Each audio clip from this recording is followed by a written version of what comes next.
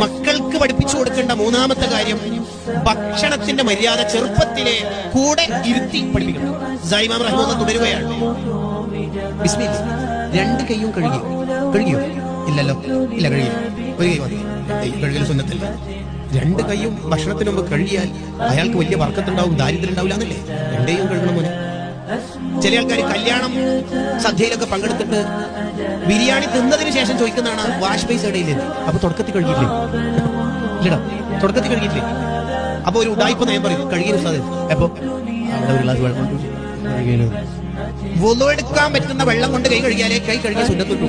കരിങ്ങാലി വെള്ളം, ജീരക വെള്ളം കൊണ്ട് കഴുകിയാലും കൈ കഴുകിയ സുന്നത്താവും.